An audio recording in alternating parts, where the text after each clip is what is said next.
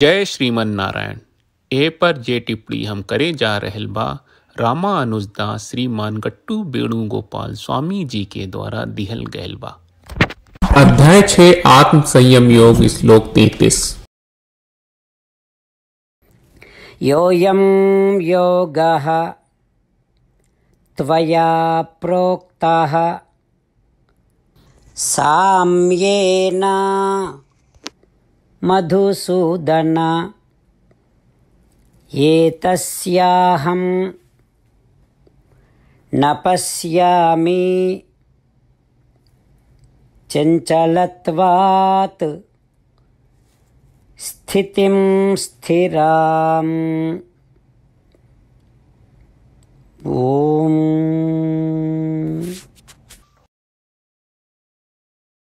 गीताचार्य श्री कृष्ण परमात्मा अर्जुन समेत हमनी सबके आत्म संयम योग सिखा रहल बानी।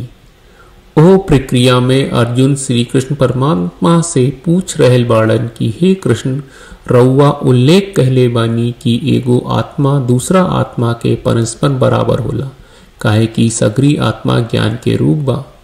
रउआ आगे कहले बानी कि सभे आत्मा जौन एक दूसरा के बराबर बा ऊ परमात्मा के बराबर बा। ई धारणा जहाँ सब आत्मा एक दूसरे आ परमात्मा के बराबर देखल जाला, योग के नाव से जानल जाला। अब अगर हमरा ई योग के अभ्यास करे के बा आ ई में आपन के मजबूती से स्थापित करे के बा ता हमरा मन के सहयोग करे के पड़ी। हालांकि मन के निहित स्वभाव चंचल होला, ई चंचलता के देखत हम अनिश्चित बनी कि रउआ सिखावल योग के हम कैसे लगन से अभ्यास कर सकीले। हमरा मन के स्वभाव ही हमरा के ई माने के ओर ले जाला कि रउआ जौन योग पेश कैले बानी ऊ अपर्याप्त आ अव्यवहारिक बा। ई तरह से ई चिंता के व्यक्ति के अर्जुन आपन मन के उतार चढ़ाव वाला स्वभाव पर प्रकाश डालल बाड़न। आपन मन के साझा चंचलता के पहचानत अगर अधिका अवस्थित न होके ता हमनी के सभे अर्जुन के शब्दन के माध्यम से श्री कृष्ण परमात्मा के प्रति वही चिंता व्यक्त करी जा जैसन की बा। योऽयं योगः त्वया प्रोक्तः साम्येन मधुसूदन एतस्याहं न पश्यामि चंचलत्वात् स्थितिं स्थिराम्। श्रीमद् भगवत गीता का पूरा सार श्री कृष्ण परमात्मा ने अध्याय 18वें के श्लोक 65 से 70 में 8 काम करे खातिर दिले बाड़े। श्री कृष्ण कहले, हम ओ लोगन से प्रेम करनी जो लोग इन 8 बातन के मान तारे। हम ओ भक्तन के हर तरह से रक्षा करब। श्री कृष्ण परमात्मा के द्वारा बोलल गईल संपूर्ण भगवत गीता सुनला के बाद अर्जुन कहले, करिष्ये वचनम त्वा, जेके मतलब बा कृष्ण मैं वही करब जौन आप कही। यही कारण बा श्री कृष्ण अर्जुन के हर तरह के सफलता आ विजय प्रदान करेले। आई परमात्मा के आपन व्रत देई कि हमनी के ये 8 गौ कर्म के पालन करी जा। ई वचन परमात्मा के देवे से बड़न कौनो पूजा तपस्या यज्ञ नहीं। हम 8 प्रण कहब जौन हमनी के करे के चाहिए। आप सब कृपया इन्हन के आपन दिमाग और दिल में सोची। श्री कृष्ण के आपन वचन देवे के ई तरीका में हमनी सबकी कल्पना करे के चाहिए कि श्री कृष्ण का चेहरा खुशी से चमकत बा और खुशी के एहसास करत बा। जय श्रीमन नारायण। यहाँ हमनी के 8 वादा बा। हमनी के पहला वादा, हे श्रीमन नारायण, आपका निर्देश के मुताबिक हम हमेशा तोहार ध्यान करब और तोहार बारे में सोचब। हमनी के दूसर वादा, हे श्रीमन नारायण, आपका सलाह का अनुसार हम हमेशा आपका भक्त रहब। हमनी के तीसर वादा, हे श्रीमन नारायण, हम आपन सब काम तोहरा सेवा के रूप में और तोहरा संतुष्टि खातिर करब। हमनी के चौथा वादा, हे श्रीमन नारायण, जैस की आप माने के कहले रहलू, हमरा बहुत विश्वास बा कि हम आपके होई और हम हमेशा आपन दोनों हाथ जोड़ के आपके नमस्कार करब और आपकी पूजा करब।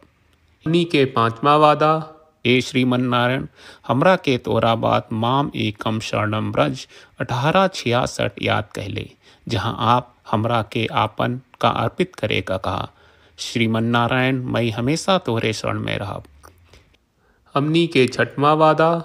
हे श्रीमन नारायण, हमरा के तोहरा बात माँ सुचहा 1866 याद कहले कि आप हमनी के शोक ना करे का आश्वासन दे रहे बड़े, हम अब और शोक ना करब। हमनी के सातवां वादा। हे श्रीमन नारायण, आपने हमरा खातिर श्रीमद् भगवत गीता के वितरण करके हम सबके कृपा कहले और आशीर्वाद दहले बा।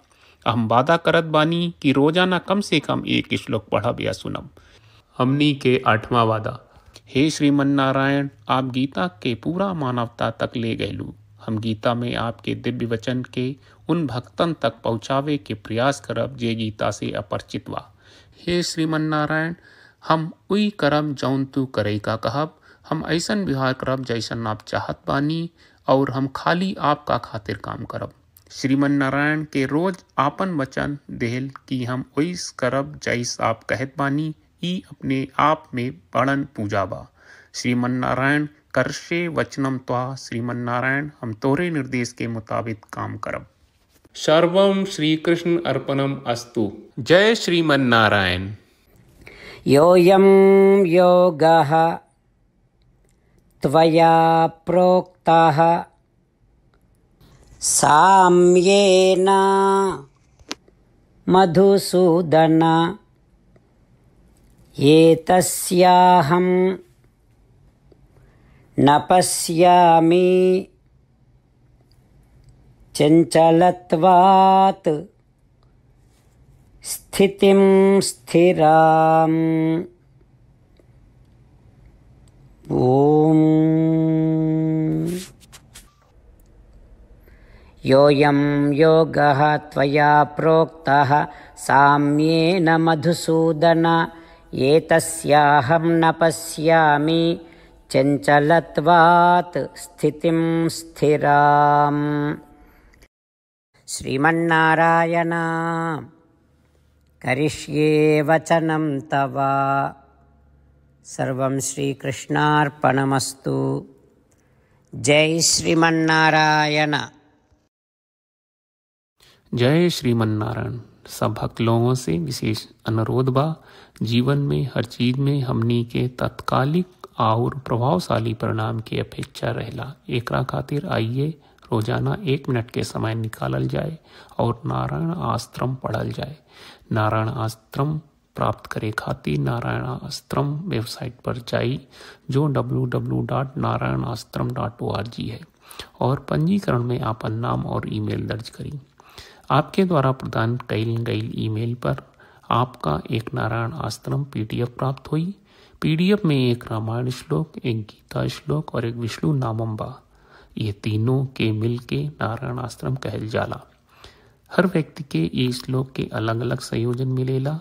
जब हर कोई 24,000 भक्तन के साथ रोजाना आपन नारायण आश्रम पढ़त आ सुनत बा, ता हर दिन संपूर्ण रामायण का 1 दौर, श्रीमद् भगवत गीता पारायण के 33 दौर और श्री विष्णु सहस्त्रनाम स्तोत्र पारायण के 24 दौर प्रतिदिन पूरा होएला।